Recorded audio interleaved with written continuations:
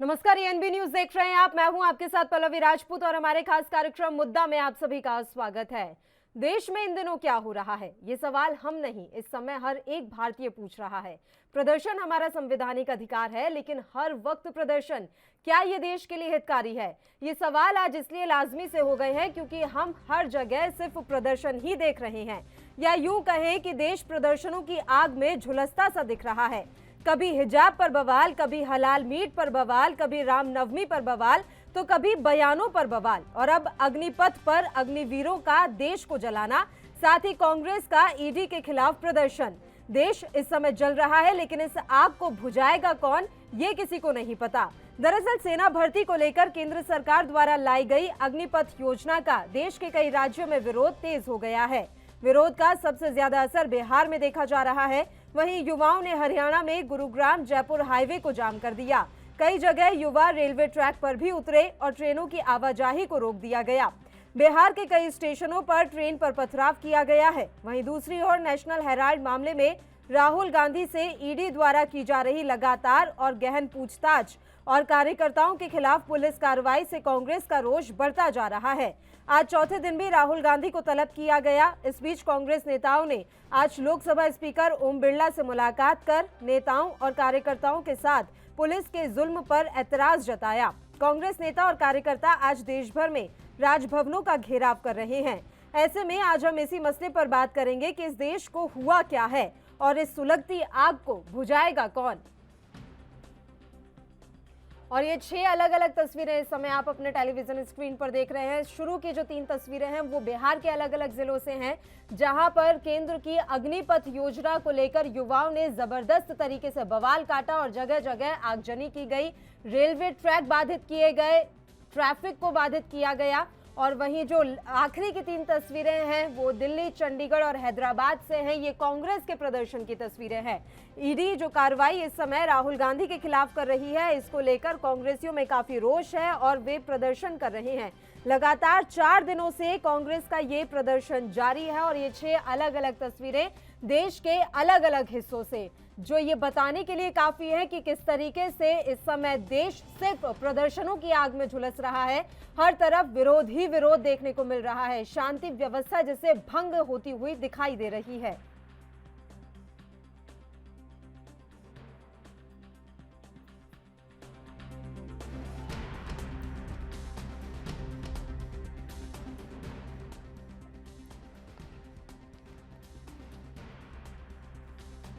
तो 6 अलग अलग तस्वीरें इस समय आप देख रहे हैं। देश में प्रदर्शनों का जो दौर है वो लगातार जारी है और इस बीच अग्निपथ को लेकर भी बिहार में सबसे ज्यादा बवाल देखने को मिल रहा है। और दूसरी तरफ कांग्रेस का प्रदर्शन भी जारी है। कांग्रेस लगातार 4 दिनों से प्रदर्शन कर रही है। कांग्रेस के पूर्व राष्ट्रीय अध्यक्ष राहुल गांधी के खिलाफ प्रवर्तन निदेशालय द्वारा की जा रही कार्रवाई के विरोध में हिमाचल प्रदेश कांग्रेस कमेटी द्वारा राजभवन के बाहर प्रदर्शन किया जा रहा है। इस दौरान पुलिस और कांग्रेस नेताओं के बीच धक्का मुक्की भी देखने को मिल रही है। पूरे देश भर में इस समय राजभवन के सामने कांग्रेस जो है विरोध प्रदर्शन कर रही है। ईडी की कार्रवाई के खिलाफ ये प्रदर्शन हो रहा है। इस बीच जगह जगह से हिंसक तस्वीरें भी सामने देखने को मिल रही हैं। कांग्रेस आज केंद्र सरकार के खिलाफ विरोध प्रदर्शन कर रही है। प्रवर्तन निदेशालय द्वारा अपने राष्ट्रीय नेता राहुल गांधी को की गई यातना के विरोध में देश भर के सभी राजभवनों का घेराव कांग्रेस कर रही है, जो कि नेशनल हेराल्ड मनी लॉन्ड्रिंग मामले में पूछताछ के खिलाफ हो रहा है। रणदीप सिंह सुरजेवाला ने संवाददाता सम्मेलन को संबोधित करते हुए कहा कि 17 जून यानी कि कल सभी जिला मुख्यालयों पर धरना प्रदर्शन किया जाएगा। केंद्र की बीजेपी सरकार पर प्रतिशोध की राजनीति का आरोप लगाते हुए सुरजेवाला ने कहा कि मोदी सरकार के इशारे पर दिल्ली पुलिस जबरन दिल्ली में कांग्रेस के राष्ट्रीय मुख्यालय में घुसी और पार्टी कार्यकर्ताओं की पिटाई की। दूसरी तरफ अग्निपथ योजना को लेकर भी इस समय प्रदर्शन चल रहा है। सबसे ज्यादा इसका असर बिहार में ही देखने को मिल रहा है। अग्निपथ के खिलाफ गुस्से की आग भड़क उठी है।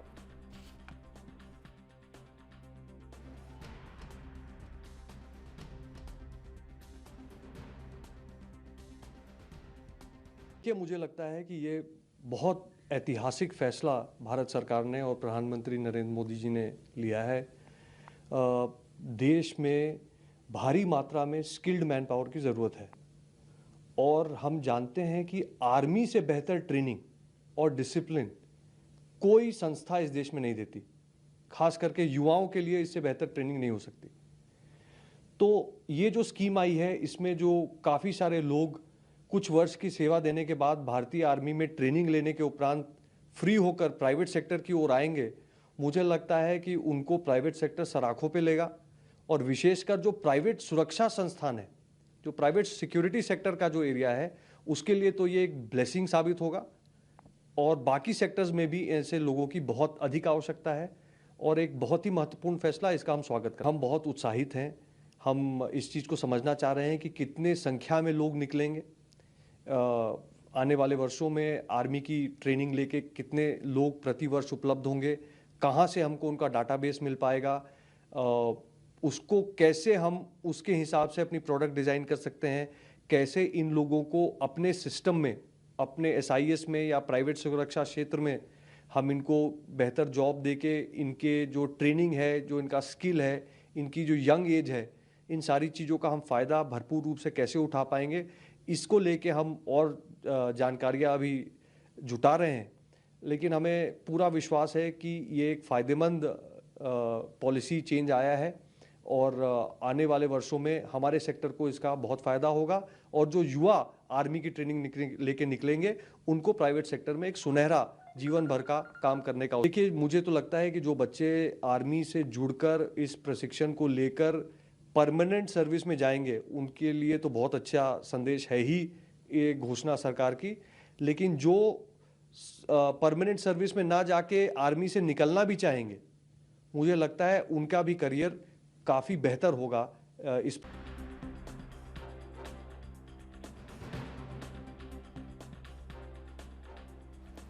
तो सेना में भर्ती के लिए लाई गई अग्निपथ स्कीम को लेकर विरोध प्रदर्शन तेज हो गया है। बिहार के साथ साथ यह बवाल अब हरियाणा के गुरुग्राम और राजस्थान तक फैल चुका है। युवा अग्निपथ स्कीम को वापस लेने की मांग कर रहे हैं। स्कीम के विरोध में कई जगह आगजनी हुई, रेल मार्ग, सड़क मार्ग को रोका गया। इसके अलावा पथराव की भी खबरें हैं।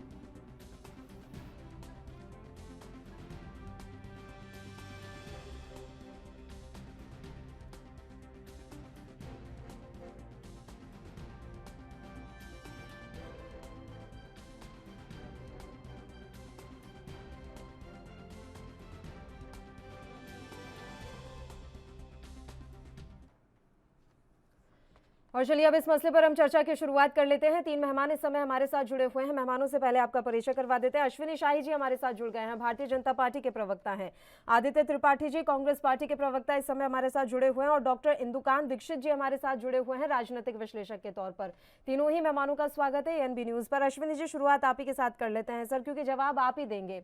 शांति कब कायम होगी देश में? लंबे समय से सिर्फ प्रदर्शनों का दौर चला आ रहा है, इसके अलावा कुछ नहीं। कभी कहां बवाल हो जाता है, कभी कहां बवाल हो जाता है, कभी कहां आगजनी होती है, कभी कहां तोड़फोड़ होती है। इन सब का जिम्मेदार आखिर कौन है? और देश में शांति व्यवस्था बनाए रखने की जिम्मेदारी आखिर किसकी है? अश्विनी जी। ब्रॉडर वे में सोचने की और देखने की जरूरत है। मैं आपको बताऊं कि जो इस समय प्रदर्शन हो रहे हैं, चाहे जो अभी थोड़ा सा पीछे से लेके आते हैं, किसान आंदोलन से प्रदर्शन की बात करते हैं। किसान आंदोलन में इतने दिन प्रदर्शन हुए उसके बाद जो प्रदर्शन अभी हुए जो है CA NRC के, उसके बाद जो प्रदर्शन हो रहे हैं, ये क्या नाम है, कांग्रेस के, उसके बाद प्रदर्शन हो रहा है ये अग्निपथ के मसले पर। ये 4 बड़े प्रदर्शन को हम लेकर चलते हैं। किसान आंदोलन में जो भी चीजें थी, सरकार एक अच्छी व्यवस्था लेकर आई थी किसानों के लिए। लोगों को किसानों को जो है ये चीजें समझ में भी आ रही थी, लेकिन कुछ किसान संस्था उनको जो है ये नकार रही थी सिरे से, और राजनीतिक दल हमारे जो विरोधी है उनके साथ में थे। अंततः माननीय प्रधानमंत्री जी को एक बेहतर चीजों को ये वापस लेना पड़ा कि हम देश के लोगों को समझा नहीं पाए। उसका रिजल्ट एक ये हुआ कि अभी पंजाब में उसके बाद उसी अडानी अंबानी का विरोध करने वाले सारे किसान भाई लाइन लगाकर जो है अडानी के साइलों पर अपना सामान लेकर खड़े थे, जिसका वो विरोध कर रहे थे। तो एक छोटा छोटा उदाहरण देकर मैं आगे बढ़ना चाहता हूँ। CA NRC का जो प्रदर्शन हुआ, NRC देश में आई नहीं थी, लेकिन NRC का विरोध हो गया। सीए में किस तरीके से एक कम्युनिटी के लोगों ने किस तरीके से विरोध किया, बाकी किसी और ने नहीं विरोध किया। नागरिकता का मामला था, शाहीन बाग में क्या हुआ ये समझाने की जरूरत नहीं है। कांग्रेस का जो विरोध अभी चल रहा है, राहुल गांधी अगर आरोपी बनाए गए हैं पल्लवी जी, तो राहुल गांधी को बड़े प्यार से इत्मीनान से जांच समिति के सामने जाना चाहिए और 1 घंटा या 30 घंटे का कोई भी प्रदर्शन हो वो उचित नहीं है, सारी पूछताछ हो, उसमें दिक्कत की बात नहीं होनी चाहिए। और कांग्रेस के लोगों को कोई किसी चीज को कहने की आवश्यकता नहीं होनी चाहिए। एक समय राहुल गांधी जी सदन में कांग्रेस को, वो माननीय प्रधानमंत्री जी को ये कहते रहे कि प्रधानमंत्री चोर है, प्रधानमंत्री चोर है। आज कांग्रेस जो है, आज वो उसी दिन पर आ गई है कि राहुल गांधी बता रहे हैं कि हम चोर नहीं है, हम चोर नहीं है। ये स्थितियां एक बार आई थी, माननीय प्रधानमंत्री जी जब मुख्यमंत्री थे गुजरात के, पल्लवी जी, उनके साथ भी पूछताछ हुई थी। भारतीय जनता पार्टी का कोई कार्यकर्ता कहीं सड़कों पर नहीं उतरा, न प्रदर्शन हुआ। उन्होंने उस जांच कमेटी का सामना किया। पल्लवी जी, अब आते हैं हम ये अग्निपथ और अग्निवीरों के ऊपर। अग्निपथ में देखिए, भारत सरकार की कई योजनाएं थी, बहुत ही सकारात्मक एक व्यवस्था लेकर आई थी, लेकिन विरोधी दलों ने उसको कुछ जो है भ्रमजाल फैलाकर चाहे कुछ करके बेहतर चीजों को लागू करने में रोड़ा अटकाने का काम किया। आज वही स्थिति यहाँ है।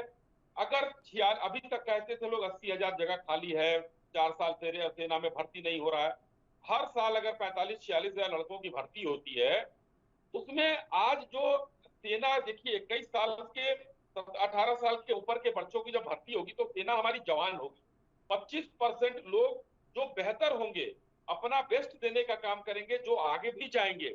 इसलिए जो 46,000 जो भर्ती हो रही है, इसमें सभी बेस्ट देने का काम करेंगे कि हम उस सर, ऐसा है कि आपकी कंपटीशन की अग्निपथ भावना योजना बढ़ेगी। के बारे में अगर आप बात कर रहे हैं तो सिर्फ युवा या विपक्षी नहीं, जो पूर्व सैनिक है, रक्षा विशेषज्ञ हैं, वो भी इस योजना को कहीं से सफल बता नहीं रहे हैं। तो इसमें राजनीति की तो कोई गुंजाइश ही नहीं है। थोड़ा सा समय दीजिए, मैं पूरा कर लूं, उसके बाद में ठीक है सर, जल्दी, क्योंकि और मेहमान भी हमारे साथ जुड़े हुए, उनका भी एक एक रिएक्शन लेना है। नहीं, इसको पल्लवी जी एक लाइन में मैं खत्म करता हूं। मैं अभी 1 घंटे का समय हम लोगों के पास है, चर्चा हो जाएगी, मेहमान को हम पूरा समय देंगे, आप मत दीजिएगा, लेकिन एक लाइन सुन लीजिए। इसमें चाहे जो भी विरोध कर रहा है, जो भी समर्थन कर रहा है, मैं उसकी बात नहीं कर रहा हूं। क्या सेना में 10 साल का एसएससी पहले नहीं होता था? 60 सर्विस होता था कि नहीं होता था? और उसमें अधिकारी भी भर्ती किए जाते थे। यहाँ ये अधिकारियों के लिए नहीं है, यहाँ पर जवानों के लिए है। और हर साल 10-12 हजार 25% में जाएंगे।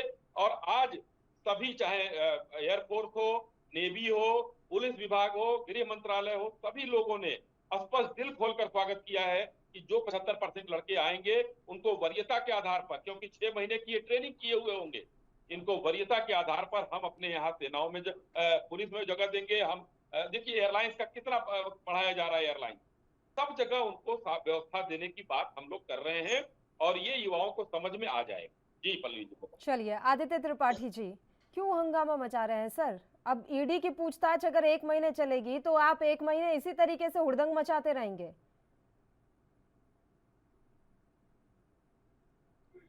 प्रधानमंत्री जब मुख्यमंत्री थे तो 10 घंटे की पूछताछ उनसे भी चली, और मुझे नहीं समझ में आ रहा है ऐसा क्या पूछताछ हो रही है कि 10 घंटे नहीं, आपका एक बार 11 घंटे, एक बार 10.5 घंटे, उसके बाद आज भी बुलाए गए हैं।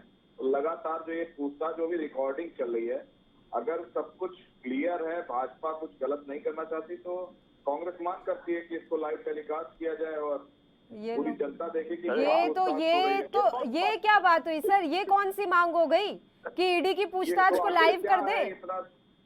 सर, कॉन्फिडेंशियल नाम की कोई चीज रह गई है यहाँ पर, या अब हर चीज लाइव चाहिए, हर चीज सोशल मीडिया पर चाहिए?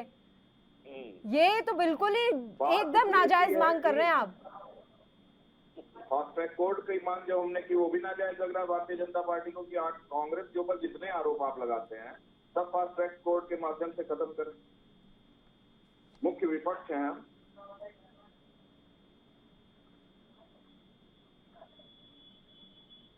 हेलो, आवाज आ रही है? बोलिए आदित्य जी, बोलिए। और रही बात अग्निपथ की, तो आप देख रहे हैं कि इसका विरोध छात्र कर रहे हैं, छात्र स्वयं विरोध कर रहे हैं। आप देखिए हरियाणा हो गया, बिहार हो गया, प्रतियोगी छात्र जो 3 साल से तैयारी कर रहे थे कि भर्ती होगी, जो उसी के ऊपर कितने सारे लोगों का घर चलता है। और 4 साल के लिए अल्पकालीन भर्ती जो ये आई है सरकार की, ये कहीं ना कहीं सैन्य ताकत से समझौता है एक तरह से। पहले आप अपने प्रदर्शन के बारे में जवाब दीजिए, उसके बाद हम अग्निपथ के बारे में बात करेंगे कि कब तक इसी तरीके से ये प्रदर्शन करते रहेंगे। मान लीजिए कल फिर बुला लिया आपने, तो खैर पहले से ही प्लानिंग कर रखी है, अब आप कल जिला मुख्यालयों का घेराव करेंगे। आप मुझे ये जवाब दें कि जनता से जुड़े जो मुद्दे होते हैं उन पर तो आप एक ट्वीट पर सिमट कर रह जाते हैं और कहते हैं कि देखिए हमारे नेता बड़े जोर शोर से मुद्दे उठा रहे हैं। एक ट्वीट के जरिए आप मुद्दा उठाते हैं, आपके नेता से पूछताछ चल रही है तो 4-4 दिन आपको प्रदर्शन करना है सर। मतलब साफ तौर पर दिख रहा है कि आपकी पार्टी, आपके नेता इस देश से ज्यादा बड़े हैं आपके लिए, इस देश की जनता से ज्यादा बड़े हैं आपके लिए। जिस निरंतरता की कमी की बात की जाती थी वो आपने पूरी कर दी, क्योंकि राहुल गांधी से ईडी की पूछताछ चल रही है। देखिए, इस पे मैं स्पष्ट करना चाहूंगा कि राहुल गांधी जी से जो ईडी की पूछताछ चली है वो अपना जवाब दे रहे हैं, कहीं उनके जवाब और आप क्या कर रहे हैं? आप क्या कर रहे हैं? बीच रोड पर टायर जला रहे हैं, बीच रोड पर टायर जला रहे हैं। जिस तरह से आपको बता दूं, मैं कल राष्ट्रीय अध्यक्ष हमारे यूथ कांग्रेस के श्रीनिवास बीवी, पुलिस ने उनके साथ बर्बरता की, वो कांग्रेस मुख्यालय में जा रहे थे। क्या ये उनकी गलती है कि वो कांग्रेस मुख्यालय जा रहे थे? कोई अपने ऑफिस में नहीं जा सकता? क्या ये लोकतंत्र का हनन नहीं है? अगर कोई राष्ट्रीय अध्यक्ष अपने राष्ट्रीय कार्यालय में जाना चाहे तो उसको कार्यालय से घसीट कर पुलिस मारेगी। ये लोकतंत्र का हनन नहीं है। इसका हम विरोध करेंगे, सड़क से लेकर सदन तक विरोध करेंगे, हर जगह विरोध करेंगे अगर हमारे नेताओं पे लाठी चलाई जाएगी। आर्यन अश्विनी जी, इसका जवाब मैं आप ही से लूंगी। दिल्ली पुलिस पर बहुत आरोप लग रहे हैं और आप ही दे रहे होंगे सारे निर्देश, तो जवाब तो मुझे आप ही से चाहिए। पहले इनकी बात कंप्लीट हो जाने दीजिए। बोलिए त्रिपाठी जी। और रही बात लगातार धरने की, तो आपको मैं बता दूं, इस धरने के माध्यम से हम बस यही स्पष्ट करना चाहते हैं कि जिस तरह से रीजनल पार्टीज को भारतीय जनता पार्टी ये ईडी और सीबीआई के द्वारा दबाकर धमका कर रखती है, कांग्रेस पार्टी है, डरने डरेगी नहीं, ये झुकेगी नहीं और ये लड़ती है और लड़ेगी, क्योंकि हम सत्य के साथ खड़े हैं और सत्य पराजित नहीं हो सकता। परेशान आप भले कर सकते हो। चलिए डॉक्टर इंदुकांत दीक्षित जी, सीधा सा सवाल है सर, क्या चल रहा है देश में? और कल वापस से शुक्रवार और आ गया है, अभी यूपी में हम सुन रहे हैं कि पता नहीं कहां कहां अलर्ट जारी कर दिया गया है। क्या हर एक दिन इसी डर और इसी भय के माहौल में निकलेगा कि कब कहां कौन सा प्रदर्शन हो जाए, कहां आगजनी हो जाए, कौन से मसले पर बवाल हो जाए? शांति है या नहीं है दीक्षित साहब? नहीं, देखिए पल्लवी जी, ये सच में बहुत दुखद है कि लोकतंत्र का जो अधिकार दिया गया है अभिव्यक्ति का, उस अधिकार के नाम पे जिस तरह से पूरे देश में कोई भी पार्टी हो या कोई भी संगठन हो, जब एनार्की पैदा कर देते हैं तो जनता कई बार सोचने लगती है। आपने देखा होगा अपने दैनिक जीवन में भी, किसी ऑफिस में, किसी इंस्टीट्यूशन में, किसी कॉलेज में जो प्रोफेशनल्स हैं वो सोचते हैं कि ये देश में लोकतंत्र का मतलब क्या यही होता है? लोकतंत्र का मतलब क्या भीड़ तंत्र होता है, भेड़ तंत्र होता है? ये एक बड़ा सवाल इस देश में पैदा हो रहा है धीरे धीरे करके।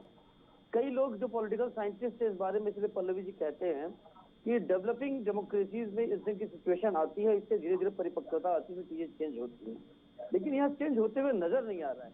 देखिए, जैसा अभी आदित्य जी कह रहे थे, मैं उनकी बात से सहमत हूँ कि आपको राइट टू डिफर, आपका right to freedom of expression है, लेकिन ये उतने तक ही होता है आदित्य जी जहां तक आप दूसरे की स्वतंत्रता में इंटरवीन नहीं करते हैं।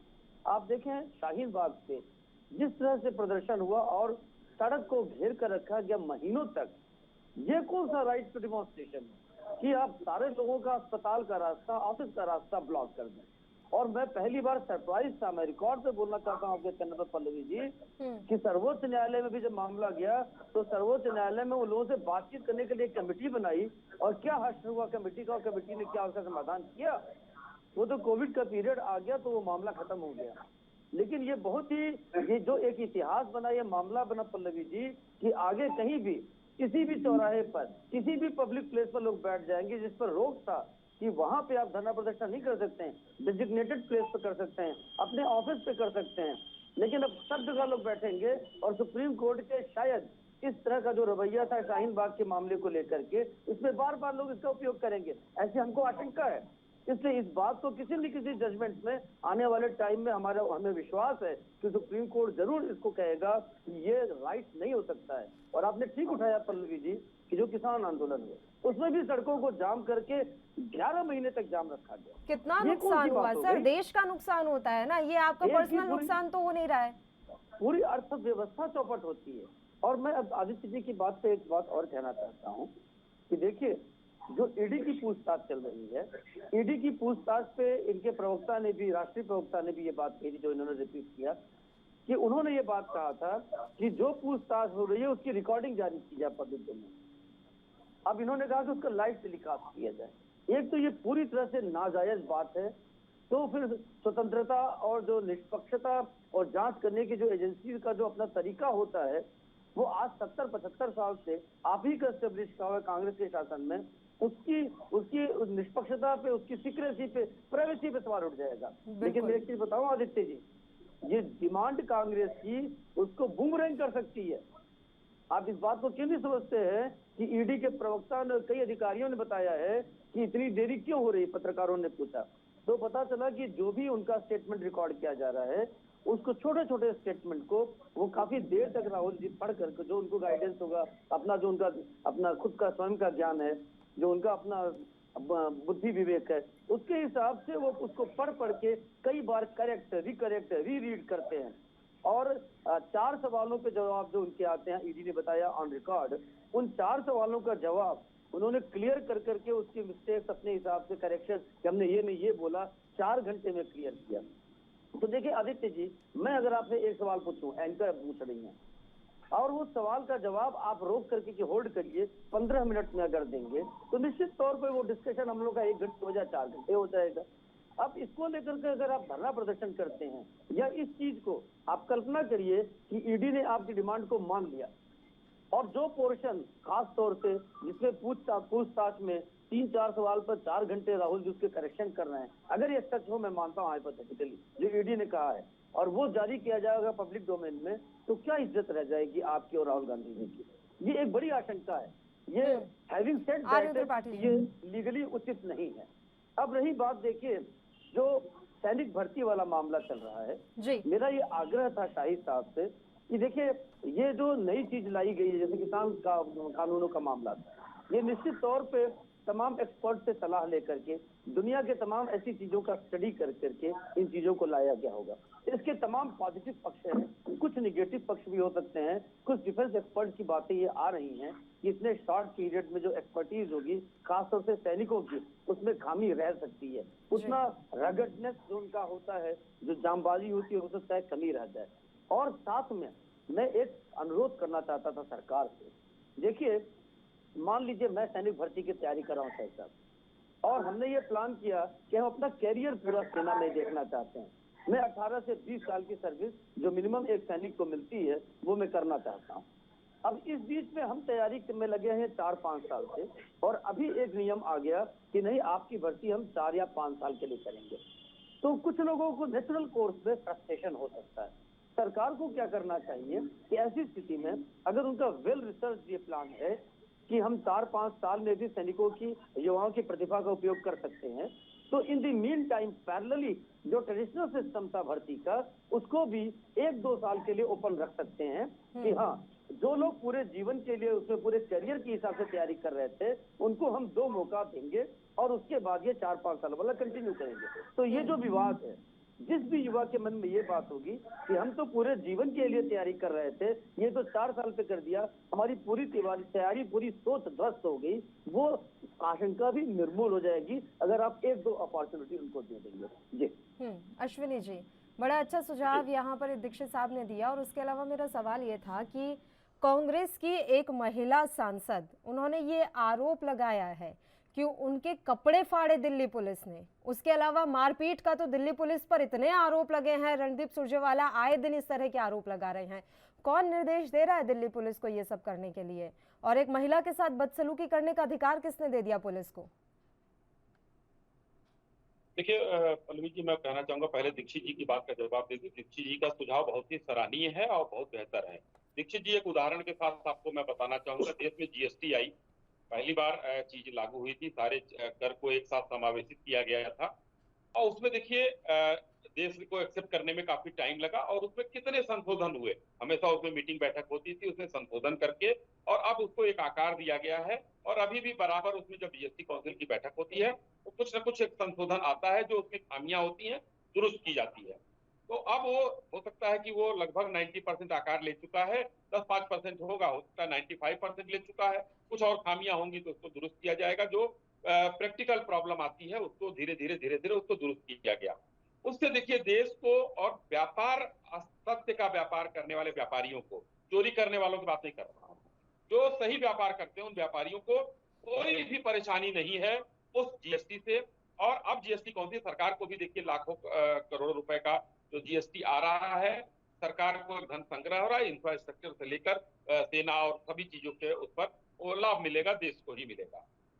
इसलिए हो सकता है कि आपकी सुझाव बेहतर अच्छा है और ठीक है अश्विनी जी, थोड़ी देर के लिए रोक रही हूँ आपको सर। इस मसले पर प्रतिक्रियाएं भी लगातार आ रही हैं, वो एक बार अपने दर्शकों को सुना देते हैं।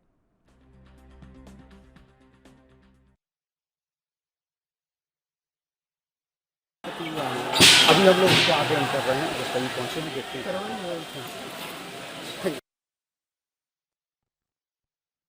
अश्विनी शाही जी बताइए सर। जी जी। दूसरा, आपके सवाल का जवाब कि कांग्रेस की महिला सांसद को पुलिस ने धक्का मुक्की किया और कपड़े फाड़े, ये देखिए ये पुलिस जो है इंटेंशनली नहीं करती है कि किसी को कोई कहीं से आ रहा है कि एक महिला सांसद को बेइज्जत किया जाए। वो जनप्रतिनिधि हैं, उनके लिए जो है विशेषाधिकार हनन का कानून है, वो जा सकते हैं सदन में।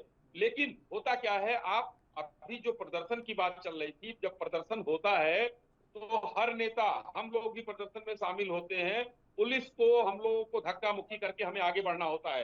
ये दिखाना होता है कि प्रेस वाले हमारी जो है कम से कम आगे प्रेस वाले हैं या हम ज्ञापन देने पहुंच जाएं। तो ये सब चीजें होती है, उसमें धक्का मुक्की होती है और उस धक्का मुक्की में कहीं किसी का कपड़ा हाथ में आता है, कहीं किसी को लाठी पड़ती है, अगर लाठी चार्ज होता है तो ये वो आरोप लगा रहे हैं सर, वो आरोप लगा रहे हैं कि कांग्रेस मुख्यालय ही किसी को नहीं जाने दिया जा रहा। कल भी आरोप लगाया सुरजेवाला ने कि कांग्रेस मुख्यालय के अंदर जो नेता कार्यकर्ता बैठे हैं, आप जबरदस्ती गेट तोड़कर घुस रहे हैं, उनके साथ मारपीट कर रहे हैं, वीडियो जारी कर रहे हैं सर वो, और आप कह रहे हैं कि यहाँ हाथ लग जाता होगा, कपड़ा पकड़ में आ जाता होगा। पल्लवी जी, अगर वीडियो जारी हुआ है, साक्ष्य होगा तो उसके लिए कानूनी प्रक्रिया बनी हुई है। कहाँ हम कह रहे हैं कि गलत है? अगर पुलिस वालों ने गलत किया तो क्या पुलिस ये नौबत आ क्यों रही है? आपने इससे पहले अपने संबोधन में किसान आंदोलन से लेकर अब तक की बहुत सारी चीजें बता दी अश्विनी जी।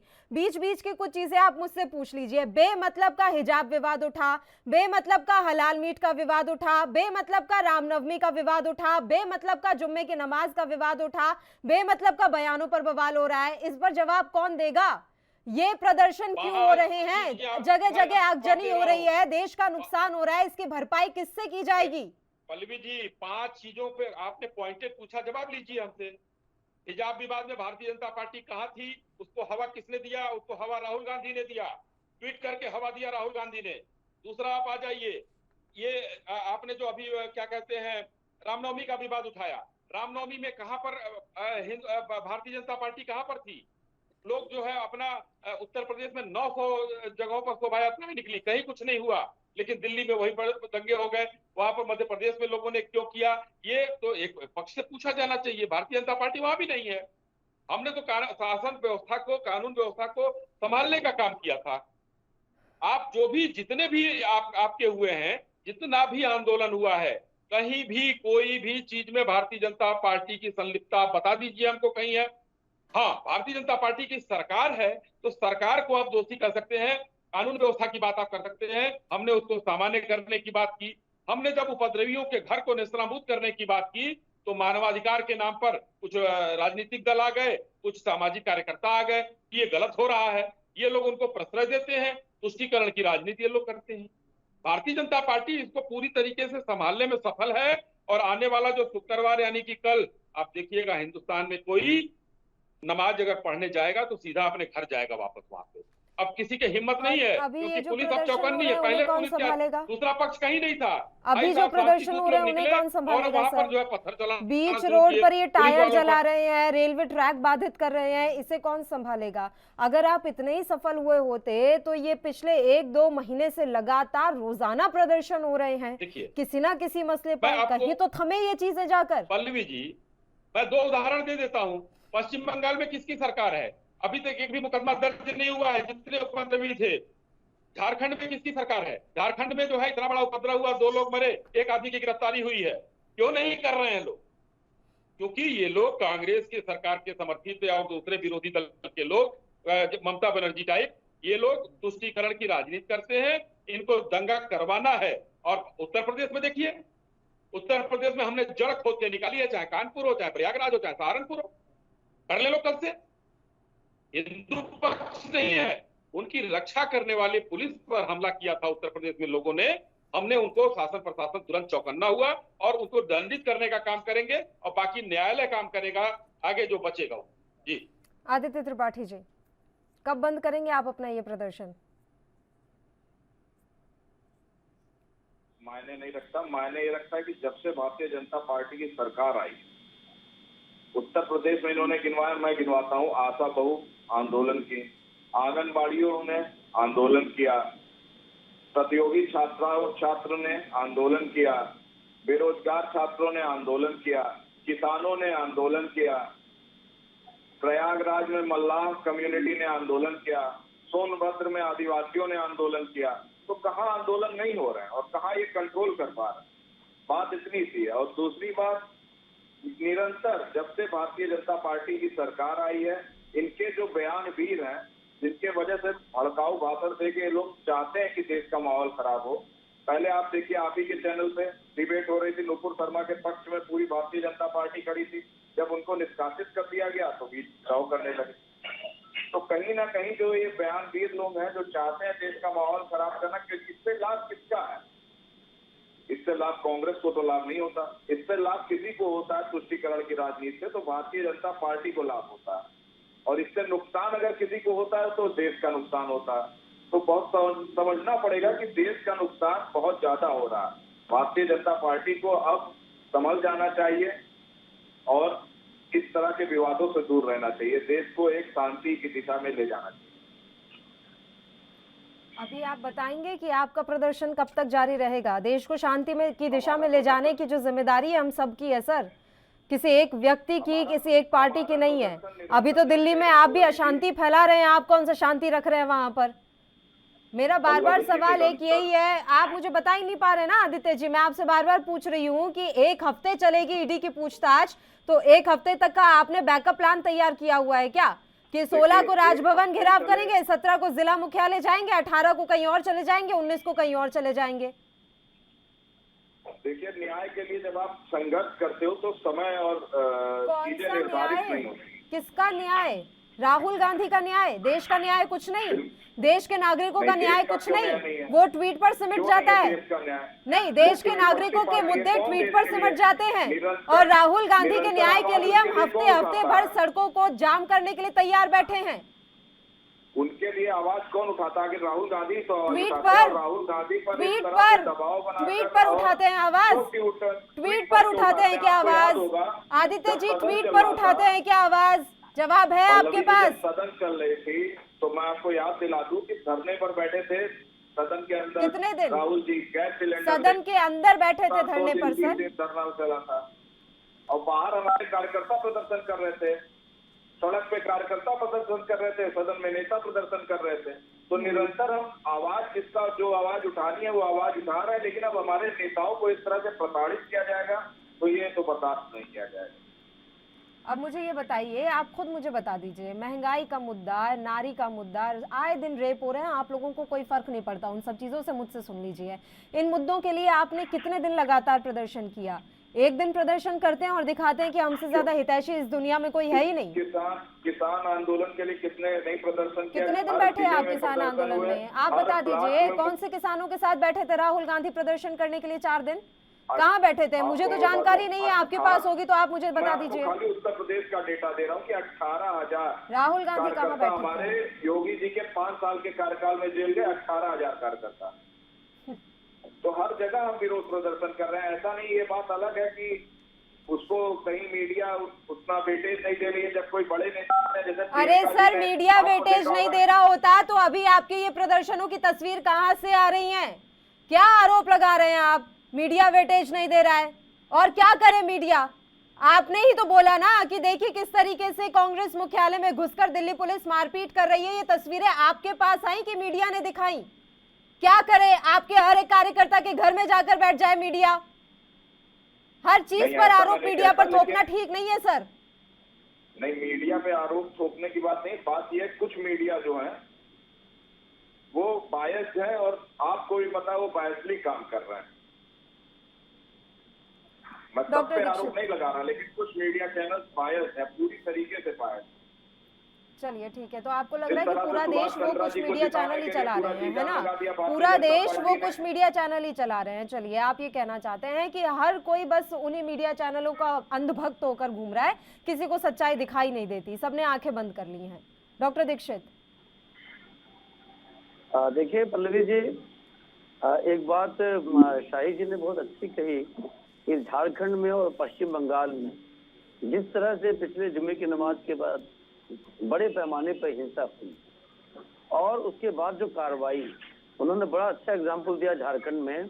मैं अपडेट कर दूं, आज शायद अगर आप लोगों ने अखबारों में देखा होगा या न्यूज चैनल पे, कि जो उपद्रवी थे जिस तरह से उन्होंने हनुमान मंदिर की तरफ बढ़ के हमला किया रांची के मेन रोड पर, वहां पे उनको रोकने के लिए कोई तैयारी नहीं थी प्रशासन की, लेकिन मौके पर भाग के जब एसपी पहुंचे, डीसी पहुंचे, एसएसपी पहुंचे तो उनके ऊपर गोलियां चलाई गई।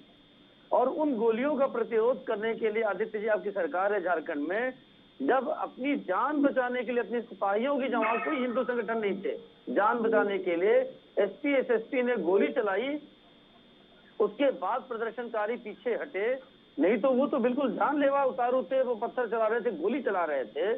तो आज उसी एसपी एसएसपी और डीसी को सरकार ने डॉक में डाला है और गवर्नर ने बुलाकर सोमवार को पल्लवी जी जब उनको बोला, डीजीपी को, इन लोगों को, कि अभी तक एक भी गिरफ्तारी क्यों नहीं हुई है? आप हिरासत में लेने की बात करें, हिरासत में लेने की हजारों लोगों की भीड़ वीडियो में मीडिया के कैमरे पे दिख रहे हैं और आपको लोग पकड़ में नहीं आ रहे हैं। तो उन्होंने कहा कि अगर इंस्ट्रक्शन दिया कि अगर नहीं पकड़ में आ रहे हैं तो उत्तर प्रदेश और बाकी राज्यों की तरह आप भी सारे मीडिया में जो फोटोग्राफ वीडियो आए हैं उनको उठा करके पोस्टर बना के चौराहों पे लगवाओ। उसके बाद उनके इंस्ट्रक्शन के बाद मंगलवार को, एक दिन बाद, जब रांची पुलिस ने उन उपद्रवियों की जो मीडिया की फोटो थी वो लेकर पोस्टर लगवाया, तो 15 मिनट के अंदर सरकार के जो आपकी कांग्रेस और जेएमएम, इन्होंने इसका विरोध किया और पुलिस को पोस्टर 15 दिन में उतारना पड़ा, 15 मिनट में। और तो और मतलब हद ये हो गई कि कल रात को 11:15 बजे गृह सचिव ने रांची पुलिस के सीनियर सब सुपरिंटेंडेंट आप सुरेंद्र कुमार झा, उनको शोकाज नोटिस दिया है कि आपने उपद्रवियों की फोटो कैसे लगाई। अब आप ये देखिए तस्वीर आदित्य जी, कि गवर्नर ने बुला के पूछा कि आपने क्या कार्रवाई की। बड़ी बात ये है कि जो वहाँ के मुख्यमंत्री हैं उन्होंने क्या बयान दिया था इस पूरे मसले पर? गलतियां हो जाती हैं, गलतियां हो जाती हैं, ये बयान था उनका। और उनका मीडिया के साथ कैसा एटीट्यूड है वो समझ में ही नहीं आता है, क्योंकि जब भी उनसे इस बारे में बातचीत करने की कोशिश करो तो वो जिस बदतमीजी के साथ बात करते हैं वो एक मुख्यमंत्री को शोभा भी नहीं देता। ये मैं खुलकर कह रही हूँ आदित्य जी, हेमंत सोरेन का एटीट्यूड मीडिया को लेकर बिल्कुल भी ठीक नहीं है। या तो आप जब इस पद पर बैठे हैं तो विनम्रता भी रखिए, विनम्रता नाम की कोई चीज नहीं है उनमें, और ऊपर से वो ये बयान दे रहे हैं कि गलतियां हो जाती हैं आवेश में आकर। और हालात ये पल्लवी जी कि मैं बता रहा हूं कि कल रात को 11:15 बजे एसएसपी, जिन्होंने किसी तरह से भीड़ को हनुमान मंदिर में घुसकर मंदिर की प्रतिष्ठा तोड़ने से बचाया था, जान पे खेल करके उनके ऊपर गोलियां चल रही थी, उनको शोकाज दिया है। और ये यहाँ पे अफवाहें इस ढंग की हैं और कि कल के जुमे की नमाज के पहले हो सकता है यहाँ डीसी एसपी एसएसपी को सस्पेंड कर दिया जाए या ट्रांसफर कर दिया जाए। तो आप कानून व्यवस्था की स्थिति देखिए कि उपद्रवियों की तस्वीर लगाई तो एसपी को नोटिस, और अभी अब बिहार बंदेरियों से की लाइव गिरफ्तारी में तस्वीरें भी कोताही। देख लीजिए, ये बिहार की लाइव तस्वीरें हैं, लगातार सामने आ रही हैं कि कैसे बीच रोड पर इतने युवाओं का हुजूम उमड़ा हुआ है। यहाँ कोई भी अनहोनी हो सकती है और अगर कोई अनहोनी हो गई तो उसकी जिम्मेदारी किसकी है? फिर वो केंद्र सरकार जवाब दे, राज्य सरकार जवाब दे। लेकिन अभी इस तरीके का उपद्रव मचाया हुआ है पूरे देश में, अलग अलग स्थानों पर लोगों ने बीच रोड पर आगजनी कर रहे हैं और किसी भी तरह की अनहोनी यहाँ पर हो सकती है। लाइव तस्वीरें आ रही हैं ये बिहार से, दीक्षित साहब। और इसको देखिए क्या होता है पल्लवी जी की, जब चाहते हैं लोग, देखिए धरना प्रदर्शन एक चीज है, लेकिन जब किसानों के आंदोलन में जो आदित्य जी कह रहे थे, राहुल गांधी जी गए थे और कई जगहों पे गए थे, लेकिन उन्होंने वहाँ क्या कहा कि आप टिके रहिए, आप ही इस देश में समाज में क्रांति लाएंगे, आप यहाँ से हटिएगा नहीं, हम आपके साथ खड़े हैं। ठीक है, एक आंदोलन का तरीका। इसी तरह से आपके केजरीवाल जी जो मुख्यमंत्री हैं, उन्होंने नोटबंदी के दौरान जाके कई जगह पब्लिक मीटिंग्स में कहा पल्लवी जी कि आपकी जो नोट है, आपके जो धन है, जो रुपया जमा है बैंकों में, कल हो न हो आपको बैंक दे नहीं, आप अपने पैसे निकाल लो। जो IAS ऑफिसर रहे हैं उस ढंग का, वो सीएम होते हुए इस ढंग के पब्लिक स्टेटमेंट का मतलब समझते हैं आदित्य जी? लोग अगर बैंकों से पूरी जनता इस आशंका में पैसा निकालने लगे तो देश के सारे राष्ट्रीय बैंक बैंकरप्ट हो जाएंगे रातों रात। एक अंतिम बात और कहना चाहूंगा आदित्य जी की, एक बात से मैं सहमत हूँ कि कई बार जो सत्ताधारी पार्टी है, उनके नेताओं या उनके मंत्रियों के बयान के चलते भी प्रोवोकेटिव बातें होती हैं और धरना प्रदर्शन बढ़ जाते हैं। जैसे मैं एक उदाहरण देना चाहूंगा शाहिद जी, आपको याद दिलाते हुए कि जब CAA NRC का मुद्दा आया था, उस समय जब राज्यसभा में इस पर डिबेट चल रहा था, तो पूरे देश में ये बात प्रधानमंत्री और आपकी पूरी पार्टी कह रही थी कि CAA लागू हो रहा है। लेकिन राज्यसभा में बहस के दौरान शायद जो एक रॉ होता है बहस का भाषण देते समय, अपना जवाब देते हुए गृह मंत्री अमित शाह जी ने बहुत जोर से कहा जब कि अभी तो CAA आया है और NRC हम ला के रहेंगे, NRC हम ला के रहेंगे। उन्होंने टेबल ठोक के कहा। तब तक अगर आपको याद हो शाहिद जी, तो CAA आने के बाद चीजें चल रही थी चर्चा में, लेकिन सड़कों पे आंदोलन नहीं शुरू हुआ था। और वो मौका मिला गृह मंत्री जी के बयान के बाद, तो NRC आएगा इसकी आशंका जनरेट कर विपक्षी दलों ने तमाम क्षेत्रों में, आसाम में तमाम जगहों पे आंदोलन खड़ा करने में सफल हो गए। और अगर आपको याद होगा कि उस पे पानी डालने के लिए, उसको ठंडा करने के लिए प्रधानमंत्री को राष्ट्र के सामने आके संदेश देना पड़ा कि हमने सिर्फ CAA लाया है, NRC जब लाएंगे तो देखेंगे, अभी उसकी कोई बात नहीं है। तो अपने गृह मंत्री के बयान के खिलाफ इस मामले को शांत करने के लिए एक हद तक जाकर प्रधानमंत्री को बयान देना पड़ा था। तो इस जंग के बड़े पदों पर रहने वाले लोगों को अपनी कोई भी बात रखते समय निश्चित तौर पे हमेशा उसके रिपरकशंस और बाकी चीजों का ध्यान जरूर रखना चाहिए। और मैं हमेशा मानता हूं कि जैसे 370 हटाते समय जम्मू कश्मीर में जिस तरह से स्ट्रेटेजिक तरीके से अमित शाह जी के नेतृत्व में ये देश में इस कलंक के टीकों को मिटाया गया, मैं मानता हूं एक पत्रकार के तौर पे, उसी तरह से समझदारी से तमाम बड़ी नीतियों को लागू करना चाहिए। जी अश्विनी शाही जी।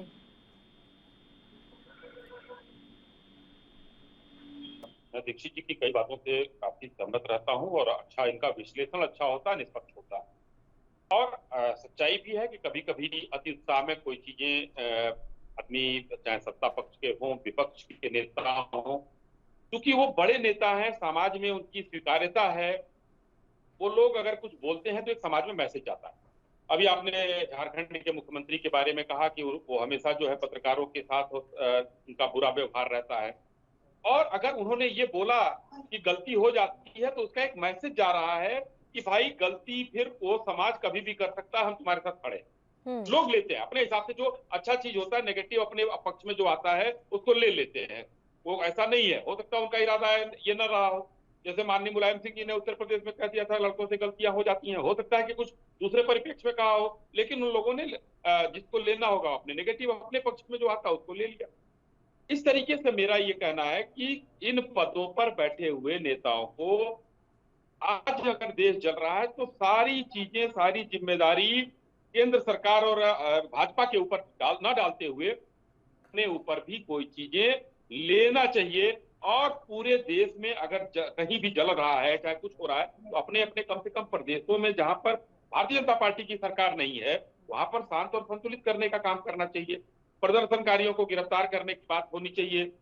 अगर प्रदर्शनकारी नहीं गिरफ्तार किए जाते हैं, नहीं दंडित किए जाते हैं, तो फिर मन बढ़ता है उनका, फिर आगे जाकर कुछ न कुछ करते हैं।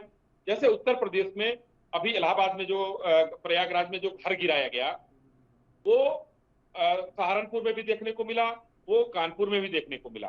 जी।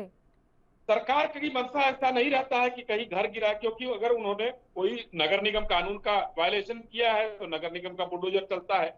लेकिन एक ये बुलडोजर जो है दहशत का भी प्रतीक होता है कि भाई आगे आने वाले, देखिए छोटे छोटे बच्चों को इन लोगों ने आगे किया, जिनके हाथों में किताब होनी चाहिए, कलम होनी चाहिए, वो बच्चे आकर पत्थर चला रहे हैं। और अगर कोई राजनीतिक दल का नेता उनको प्रश्रय देता है तो फिर उन बच्चों का भविष्य जो है अंधकारमय है। वो बच्चे आगे चलकर अगर उनके ऊपर केस लग जाता है इसी समय, तो वो उनका भविष्य अंधकारमय होता है।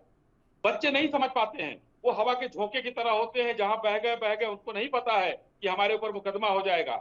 ये उनके परिवार के लोगों को समझाना चाहिए, उनके समाज के लोगों को समझाना चाहिए, और विरोधी दलों के जो नेता हैं उनको भी एक मैसेज जारी करना चाहिए कि अगर देश जल रहा है तो सिर्फ भारतीय जनता पार्टी की सरकारों पर आरोप न लगाएं, हम सामूहिक प्रयास करके और सबको, देश को शांत करने की बात करें।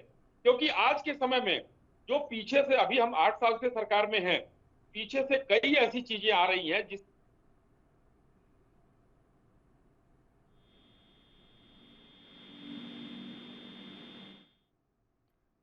अश्विनी जी, आपकी आवाज नहीं आ रही है सर,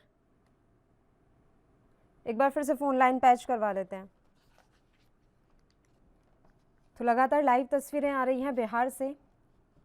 अग्निपथ स्कीम के विरोध में प्रदर्शन जो है देश भर में तेज हो गया है। बिहार के बाद यह बवाल हरियाणा के गुरुग्राम और राजस्थान तक फैलता हुआ दिखाई दे रहा है। युवा अग्निपथ स्कीम को वापस लेने की मांग कर रहे हैं। स्कीम के विरोध में कई जगह आगजनी हुई, रेल मार्ग, सड़क मार्ग को रोका गया। इसके अलावा पथराव की भी खबरें मिल रही हैं। वहीं केंद्रीय मंत्री प्रहलाद सिंह पटेल ने प्रदर्शनों के बीच कहा है कि देश के नौजवानों से आग्रह है कि वह अग्निपथ योजना के दूरगामी प्रभावों का सही आकलन करें। यह सिर्फ नौकरी का अवसर मात्र नहीं है, बल्कि नौकरी की अपेक्षा न रखने वाला किसी भी नागरिक को अपनी सेवाएं देने का अवसर देता है, और इसको लेकर गृह मंत्रालय के निर्देश साफ है। अग्निपथ योजना के विरोध में सेना की नौकरी की तैयारी कर रहे छात्रों ने लखनऊ में भी प्रदर्शन किया। लखनऊ विश्वविद्यालय के छात्रों ने यूनिवर्सिटी कैंपस में ही प्रदर्शन किया। ये छात्र राजभवन तक मार्च निकालने की हालांकि तैयारी कर रहे थे। बात आरा की कर लें तो बिहार के आरा रेलवे स्टेशन पर लूटपाट, भगदड़ और तोड़फोड़ की गई है। अग्निपथ योजना के खिलाफ हालांकि बीजेपी में भी आवाजें उठने लगी हैं। सांसद वरुण गांधी ने रक्षा मंत्री राजनाथ सिंह को पत्र लिखा है। इसमें कहा गया है कि अग्निपथ योजना को लेकर देश के युवाओं के मन में कई सवाल हैं।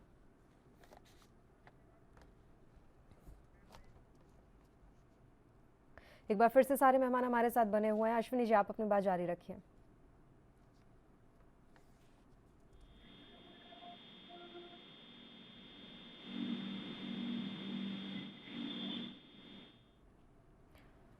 अश्विनी जी, आपकी आवाज फिर से नहीं मिल रही है सर, दोबारा जुड़ने का प्रयास करते हैं हम आपसे। आदित्य त्रिपाठी जी, आपको मेरी आवाज मिल रही है? जी बताइए सर, बिहार में लगातार प्रदर्शन चल रहा है, उसके अलावा रांची की हम बात कर रहे थे कि जब कोशिश की गई इन उपद्रवियों की पहचान करने की, तो आप ही के मुख्यमंत्री को दिक्कत हो गई और आप ही के प्रशासन को दिक्कत हो गई, और ये पूरी संभावना है कि वाकई में वहां के डीएम और एसएसपी को सस्पेंड कर दिया जाए। कैसे होगी फिर इन उपद्रवियों की पहचान, अगर आप करना ही नहीं चाह रहे तो?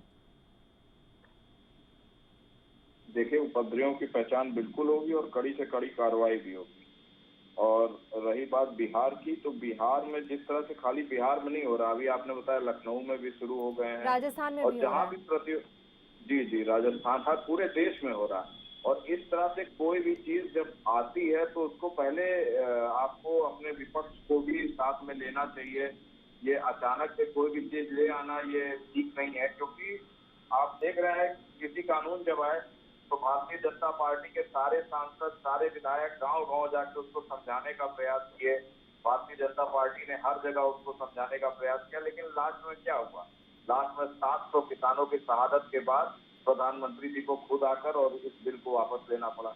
तो इस तरह से कोई भी ऐसा कानून या कोई भी ऐसा प्रक्रिया, भर्ती प्रक्रिया ही क्यों ना हो, वो इसको अगर विपक्ष को आप साथ में लेकर और तमाम राजनीतिक दल हैं उनसे डिस्कशन कर सदन में इस पे सुनवाई हो और तमाम जो है डिस्कशन हो, ताकि सब लोग साथ मिलकर अगर इस पे काम करें तो कहीं ना कहीं इतना रोष छात्रों में नहीं होता और एक पहले से भी उनको कुछ जानकारी होती। आज वो अपने भविष्य को अंधकार में देखकर अगर ऐसा कुछ कर रहे तो गलत कर, लेकिन कहीं ना कहीं वो चिंतित हैं जो 3 साल से तैयारी कर रहे थे, 3 साल से भर्ती प्रक्रिया का इंतजार कर रहे थे कि अब होगी भर्ती। कोविड में बेचारे इतने परेशान थे, उसके बाद क्या हो रहा है? अचानक रक्षा मंत्री जी आते हैं तीनों सेना प्रमुख के साथ और कहते हैं हमने 4 अचानक तो साल नहीं हुआ होगा आदित्य जी, लंबे समय से चल रही होगी प्लानिंग, चर्चा विचार विमर्श तो किया होगा। ऐसा नहीं है कि एक रात में ही ये सारी योजना बनाकर और अगले दिन सुबह ऐलान कर दिया। आपको वाकई में लगता है कि कुछ इस तरीके से हुआ होगा? इनकी चर्चा ही तो नहीं पता चल पाती है, अचानक ही आते हैं और अचानक ही सब कुछ बताते हैं। ये विपक्ष को कभी साथ में साधना ही नहीं चाहते ना, इनको तो अपना आते हैं और सीधे बोलते हैं कि ये कानून आ गया अब इसको आप मानो। तो तानाशाही नहीं है, लोकतंत्र है। ये बात अलग है विपक्ष की संख्या कम है, लेकिन विपक्ष को जानने का पूरा अधिकार, वो भी चुने हुए सांसद हैं, वो भी चुने हुए विधायक हैं। तो कहीं ना कहीं कुछ तो गड़बड़ी है जो लोकतंत्र की प्रक्रिया को मान नहीं रहे। एक उदाहरण देना चाहता हूँ, हमारे आदित्य जी को थोड़ा सा पीछे ले चलना। अभी कहेंगे कि ये नेहरू जी का और उनका नाम लेते हैं, मतलब जो बताने वाली बात पे दीक्षित जी थोड़ा सा आपका ध्यान आकर्षण चाहूंगा कि चाइना का ने अटैक कर दिया था हिंदुस्तान पर और हमारे माननीय प्रधानमंत्री जी उस समय जो थे वो काठमांडू एयरपोर्ट पर थे। लोगों ने पूछा, पत्रकार भाइयों ने पूछा कि भाई आप यहाँ पर हैं, काठमांडू हैं और चाइना ने आपके ऊपर अटैक कर दिया है, आपका क्या? नहीं, मैंने सेना को आदेश दे दिया है और सेना जो है उसका मुकाबला डटकर करेगी। ये होता है लोगों के साथ, विपक्ष के साथ मिलकर बात करने की बात। आप विदेश में हैं, आपको सब कुछ छोड़ के हिंदुस्तान आना चाहिए, आपको यही नहीं पता है कि चाइना ने अटैक कर दिया है। तो ये वो सरकारें थी और आज की सरकारें जो भी काम कर रही हैं, मैं कह रहा हूँ सारी योजनाओं को ले लीजिए, कोई भी योजना ऐसी नहीं है जिसमें विशेषज्ञों की राय न ली गई हो। जिसमें मैं एक ही उदाहरण देना चाहता हूँ, किसान आंदोलन जब से माननीय प्रधानमंत्री जी ने उसको वापस लिया है उसके बाद सारे लोग, यहाँ तक कि मैं कांग्रेस के अपने कई मित्रों को जानता हूँ, उन्होंने कहा यार बहुत बढ़िया योजना थी लेकिन अब क्या किया जाए, हमको विरोध करना था। हर व्यक्ति कहता है और वही किसान आज जो विरोध करते थे लाइन लगाकर, पहले भी कहा कि अडानी के ही साइलों में गेहूं बेचने के लिए खड़े थे पंजाब में, इसका विरोध किया था उन लोगों ने। क्या स्थिति हुई देखिए। तो आज के समय में एक समझने की बात है कि पुरानी 70 सालों से जो प्रथाएं चली आ रही हैं, कुछ उसमें गड़बड़ भी है, कुछ बहुत अच्छी भी है। तो जो गड़बड़ है उसको थोड़ा सा सुधारा जाए, संभाला जाए या नई चीजें लाने की बात है। मैं आपको कहना चाहता हूँ, तेजस हमारे हिंदुस्तान में बन रहा है, ये इनकी सरकार थी। HAL को मृतप्राय हो गया था, तेजस बनाने के लिए पैसा नहीं था, राफेल खरीदने के लिए पैसा नहीं था, एक एंटोनी साहब ने बयान दे दिया था। आज वही HAL राफेल भी बना रहा है और तेजस भी बना रहा है। आप देखिए अंतर आया ना। इन लोगों ने तो बंद करने की स्थिति पर ले दिया था कि बंद हो जाएगा, लेकिन हमारे लोगों ने जिस तरीके से नई चीज करके आज जो डिफेंस कॉरिडोर बन रहा है उस पर देखिए हम लोग मिसाइल बना रहे हैं, क्या क्या नहीं बना रहे हैं। तो नीतियां जो है हमेशा सरकारों की देश के हित में होती हैं। अब समझने के लिए, चाहे विरोध करने के लिए, चाहे जो भी विरोध करे, जैसा भी विरोध करे। जी चलिए डॉक्टर इंदुकांत दीक्षित जी, अभी बात 2 बार उन्होंने रिपीट कर दी त्रिपाठी जी ने कि विपक्ष को साथ लेकर नहीं चलती अब की सरकार। आपको वाकई में लगता है कि अब हमारे यहाँ विपक्ष को साथ लेकर चलने की गुंजाइश रह गई है? क्योंकि आप कोई भी फैसला उठाकर देख लीजिए सर, छोटे से छोटा, बड़े से बड़ा, विपक्ष विरोध ही करता है। कई बार तो लगता है कि अब सिर्फ देश में विरोध के लिए ही हो रहा है, कोई उसके आगे पीछे कोई तर्क नहीं है। आप बहुत अच्छी बात ये कह रही है पल्लवी। देखिए आदित्य जी की जो शिकायत है कि विपक्ष को साथ लेके सरकार डिसीजन नहीं लेती है, इसमें हम निराधार नहीं मानते हैं। कुछ मुद्दे ऐसे हैं, लेकिन विपक्ष को साथ न लेने के पीछे एक कारण यह भी हो सकता है कि कंस्ट्रक्टिव विचार न आकर कर केवल मामले को लीक कर करके लोगों को भड़काना भी होता है ज्यादातर।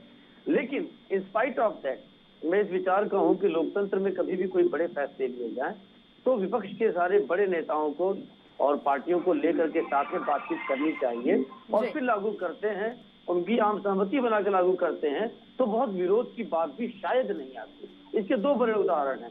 एक जो किसानों से रिलेटेड ये कानून बने थे, दूसरा जो पहले मोदी 1 जो सरकार का दौर था उसमें उनके आते ही जो भूमि अधिग्रहण कानून में जो बदलाव किए गए थे उसमें भी लोगों के फायदे की बहुत सारी चीजें थी।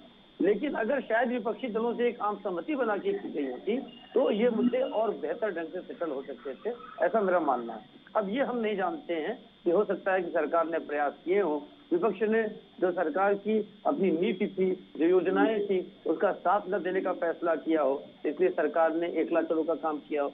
इसका एक उदाहरण मैं आदित्य जी को देना चाहता हूँ। आदित्य जी, आपको पता होगा कि जब मोदी गवर्नमेंट सत्ता में आई थी तो उनका एक ड्रीम प्रोजेक्ट था बुलेट ट्रेन योजना, और कांग्रेस ने एक तरह से तय कर लिया, मैं आप रिकॉर्ड आपके सामने बोलना चाहता हूँ कि ये प्रोजेक्ट मोदी गवर्नमेंट का पूरा नहीं होने देगा।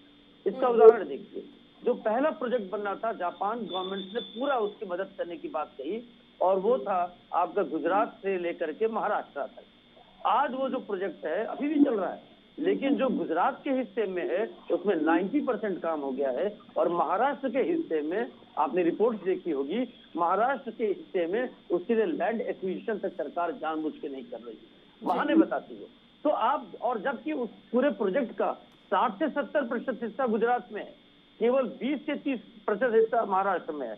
तो मतलब दिखती है मंशा अगर विपक्ष की कि इस ड्रीम प्रोजेक्ट को पूरा न करो, और 2024 में जैसे 2019 में लोग पूछते थे मोदी जी आपका बुलेट ट्रेन कहाँ गया, तो एक बड़ा आपके पास मुद्दा होगा बताने के लिए कि इन्होंने कहा तो लेकिन किया नहीं। अगर ये नियत होगी तो आप किस आम सहमति की और बातचीत की विपक्ष के साथ चर्चा कर सकते हैं, कल्पना कर सकते हैं। और एक बात और मैं कहना चाहूंगा, जो हाल फिलहाल में जो इतने प्रदर्शन हो रहे हैं जुम्मे से जुम्मे पर, हर बार हर जगह अल्पसंख्यक समुदाय के लोगों को भड़काया जा रहा है, लोग सड़कों पे आ रहे हैं, पत्थर फेंक रहे हैं, गोली चला रहे हैं, बम चला रहे हैं। आप देखिए, जो नुपुर शर्मा के कथित विवादित बयान से मुद्दा शुरू हुआ था, जब नुपुर शर्मा को जो प्रवोक करने वाले सज्जन थे मिस्टर रहमानी, उनकी तो कहीं चर्चा ही नहीं होती है। उन्होंने शिवलिंगम के बारे में, ज्ञानवापी के बारे में, भगवान कृष्ण के बारे में कितनी अभद्र बातें की, ऐसी भाषा का उपयोग किया, लेकिन टारगेट किया पूरे विपक्ष यही तो ने। बात है ना दीक्षित और साहब, सब लोगों ने तुष्टीकरण की राजनीति इतनी जबरदस्त तरीके से देश पर हावी हो रही है कि अब हर जुम्मे की नमाज पर डर बना रहेगा, और बाकी मसलों पर तो हो ही रहा है प्रदर्शन। फिर भी हम तो यही उम्मीद करते हैं कि हर एक नागरिक देश में शांति बनाए रखे। प्रदर्शन करने का अधिकार है, इसका मतलब ये नहीं कि देश को आग में या दंगों में झुलसने के लिए छोड़ दिया जाए।